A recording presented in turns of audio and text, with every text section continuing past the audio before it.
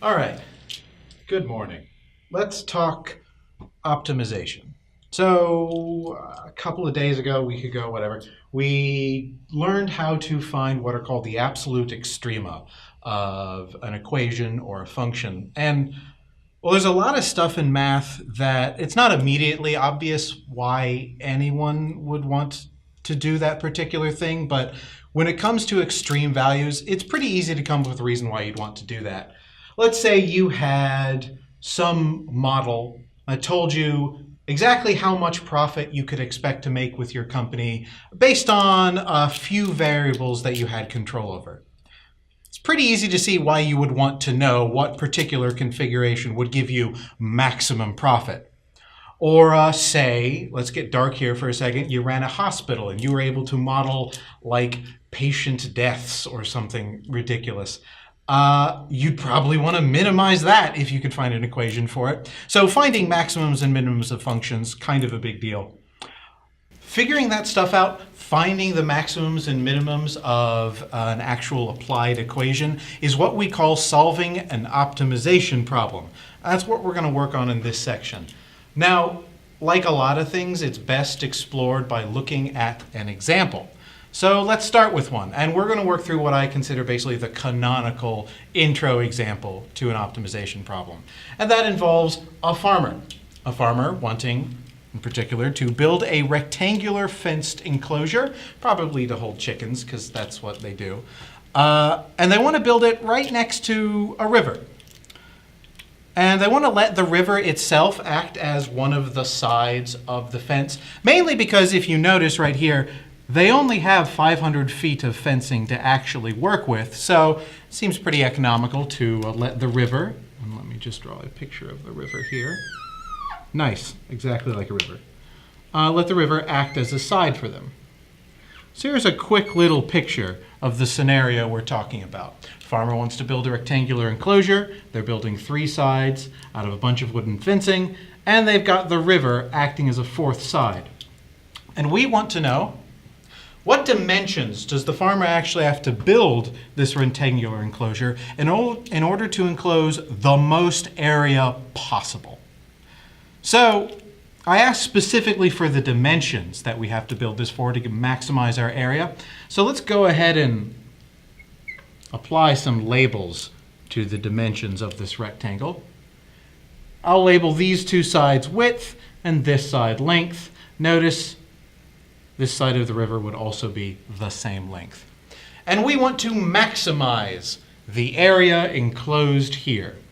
Well, that means we should probably come up with an equation that models this area so that we can apply all the stuff we know about finding maximums and minimums of functions to this. Well, this is our formula. We've got the area, it's a rectangle, so it's equal to just length times width. It's one tiny problem though. We can't immediately jump in and start finding the maximums or minimums of this area because we've got more than one variable in this equation. We've got a length and a width. And if you remember, the first step for finding a maximum or a minimum is to find your critical points, which means you got to take a derivative. So what variable are we taking a derivative with respect to here? Which one? So having more than one variable in this equation kind of causes us a problem. If only there were some way we could get rid of one of these variables. Well, surprise, there is. Notice we are also given another piece of information about this problem. Specifically, we've only got 500 feet of wooden fencing to work with, which means this plus this plus this better add up to be exactly 500. We have what I call, this is not official wording, but I like to call it this, a constraint, which I can express in this equation. If I add up these 2 widths and the length, that has to equal 500. Technically, it has to be less than or equal to 500, but if I want to maximize the area, you bet I'm using every single bit of that 500 feet. So I know this, 2w plus L is equal to 500. And I can use that to convert my area equation into something that only has one variable. So I got all my info here. If I take that additional constraint equation and just slightly rework it, maybe just pull the 2w over to one side, I see that my length has to be equal to 500 minus twice my width. Which means if I just take my area equation, move it down here, and replace the length with this formula, the 500 minus 2w, I don't have any L's in this area formula anymore. I just have W's. I just have one variable now. And if I just simplify this a little bit, I get a nice new area equation. One, again, with only one variable, which I should be perfectly equipped to search for the maximums and minimums of. Well, really just the maximums, but whatever. So I updated here our area equation, and I left the constraint in the rewritten format right here. You'll see why in a minute. But let's go ahead and find the critical points of this area equation. Well, our first step, of course, is to take the derivative. Luckily, this isn't a particularly difficult derivative to take. Just power rule twice. Nice. Want to find out where this is equal to 0. So set this equal to 0, do a few algebra steps, and I find that I have a critical point when my width is at 125. Now, be careful here. This is my critical point.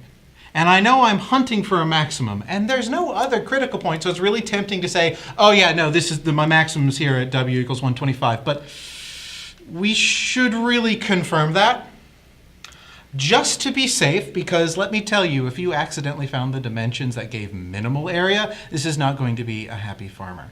So let's go ahead and confirm that. I am going to use the first derivative test, and I'm just going to go through it fairly quickly. I'm going to draw my wonderful little number line here. Put my critical point here.